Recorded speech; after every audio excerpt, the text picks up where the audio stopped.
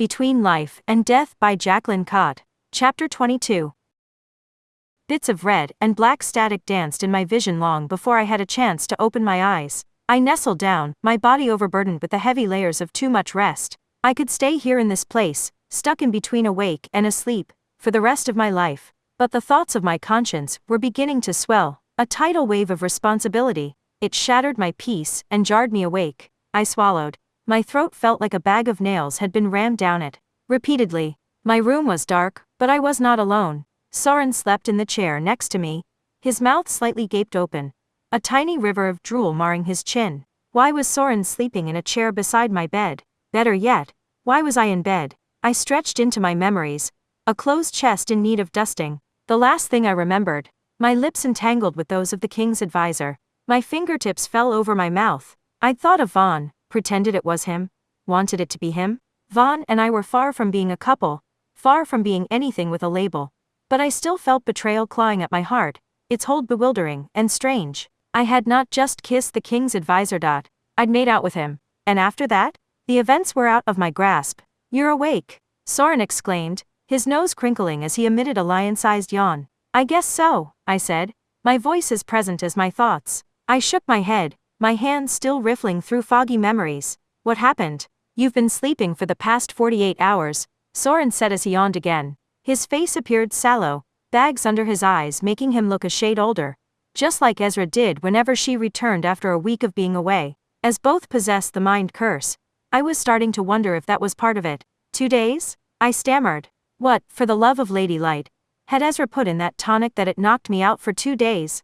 Sage, I need to tell you something. I had to. Soren paused, hesitant. Had to what? I asked. You wouldn't stop screaming. We couldn't wake you up. I just wanted to help you. Yes? I shook my head, not quite sure where he was going with this. I crossed the unconscious barrier and silenced your mind so you could sleep peacefully, he said, his hands clasped tightly together, his shoulders slumping. A heavy weight landed in my stomach, like a boulder made of lead. Suddenly, I could feel him on the cusp, lingering in the depths, a shadow that would never leave. My private, intimate thoughts were no longer mine. The intrusive nature, the loss of consent, all of it hit me like a tidal wave. Get out, I screamed at his silhouette. I can't. I'm so sorry. You were screaming and crying. The blackened version of Soren turned towards me. Reverse it. His shadow proceeded on slow, careful feet. I can't. But I can disappear into a crevice. I won't come out. He did as he said, his phantom turning into a mouse, and backing into a hole out of sight, but not out of mind. He would always be there from now on, until one of us died, unless there was a way for it to be reversed. I'm sorry. He looked at me, his eyes pleading, his face saturated in anguish. It's just a lot to take in. I stumbled over my words, still battling the thick of it. I know. I felt horrible while I was doing it, he said, tears brimming in his eyes. Your screams, your night terrors, it sounded like the hounds of the spirit realm were chasing you down. I have fought with those nightmares ever since I was a child. They are a part of my dream curse. You really didn't have to, I sighed again. There was no changing what had been done now. It's all right. Ezra might have an idea how we can fix it. Until then, I guess you'll just be privy to every thought I have. Saying it out loud did not make me feel any better. Where is everyone else? I asked, my hands fisted in the lilac sheets. Preparing to leave, he replied. Leave? How could we? I'd bombed the mission with the king's advisor, but I would try again until we had the information we came for. We could not leave now, not when we had no idea where Caleb was stationed. The bottom of my cotton nightgown dusted the lip of the wooden stairs as I scrambled towards the main floor. Soren followed me, protesting me moving, suggesting I should still be in bed resting. I shot him a fierce look. He clamped his mouth shut. The front entrance door teetered back and forth as the wind pushed against it, a large, burlap bag placed in front of it, effectively keeping it from closing. Outside, Riker slung a bag over the back of his horse, his hands expertly buckling it in place. Harper was checking her mare's hooves, her bag still on the ground. We can't leave, I declared, my voice saturated in authority. Riker shook his head, his fingers gently stroking the backside of his gelding. Sorry, darlin'. The other night was a bust. We need to go home, regroup, and come up with a different plan.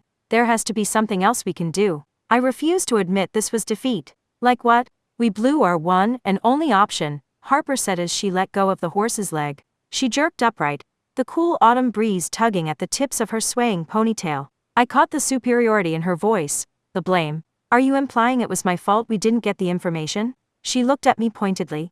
Are you serious? I seethed. You should have come to me. If you'd let me know you were chosen. Instead of just leaving without saying a single word, I would have made it there in time to question him.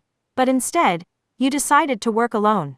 Harper crossed her arms. Whoa, she was pissed. Good. I was looking for a fight. When do you think I had the time to come to you? When the madam was stripping me naked or when they shoved me in that room with him? I shot back, my rage echoing the fire twin's temper.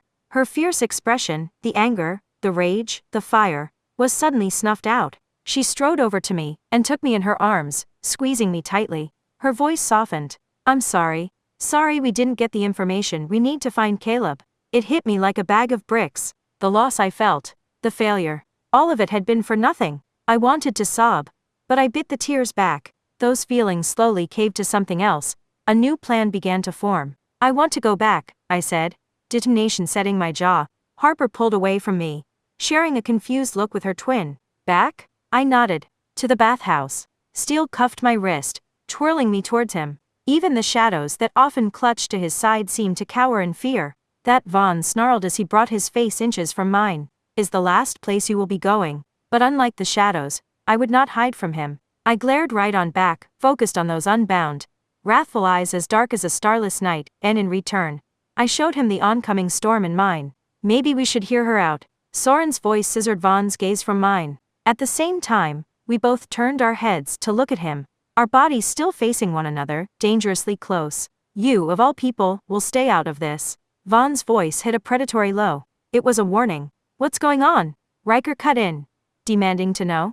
Tell them, Vaughn demanded, his tone resolute, gilded in the unyielding power of a god, his judgment inescapable. Soren choked on his words. She was in so much pain. So I crossed it. What did you cross? Harper said, taking a step forward. Soren stepped back. The unconscious barrier. Riker clenched his fists, expression murderous. Through gritted teeth, he said. You did what? As if he needed him to say it one more time before he pummeled him. Harper mirrored her twin's actions. You can't be serious. Lyra walked through the doorway, struggling with a sack that rivaled her petite size. Confused, she looked at us, surveying our faces for answers. I thought I was helping. Soren squeaked, the color draining from his face, painting him a ghastly white. Helping? Fuck you, Soren. Riker clenched his jaw, his broad shoulders rising on an inhale, disgust written all over his face. When he charged for Soren, it was Vaughn who held him back to my shock. Before Harper had a chance to do the same, Lyra was there, wrapping her slender arms around Harper's waist. This will not help, Vaughn said to Riker. The two Goliaths, butting head to head, a fearsome duo. I felt like I was hypnotized, stuck in a cage of white noise, watching the entire scene play out, unable to do anything, say anything. I understood Riker's rage because of what happened to Fallon. I could also understand why Harper would feel the same way. She'd almost lost her brother, because of what had transpired from just the intent of breaking the unconscious barrier. But this wasn't about them. It was between Soren and me. It was a mistake, and I was a masterpiece of mistakes.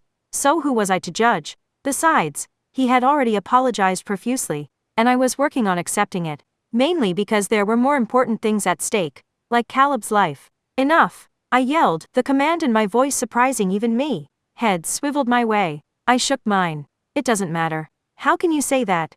Riker and Harper seethed at the exact same time. Because I'm here, alive and safe, and Caleb is out there. I threw my hand to the side, gesturing to the outside world. My heart hammered fiercely, pumping an intoxicating mixture of adrenaline, fear, and determination through my veins. Caleb was out there. I didn't care to hear any more from them or waste any more time.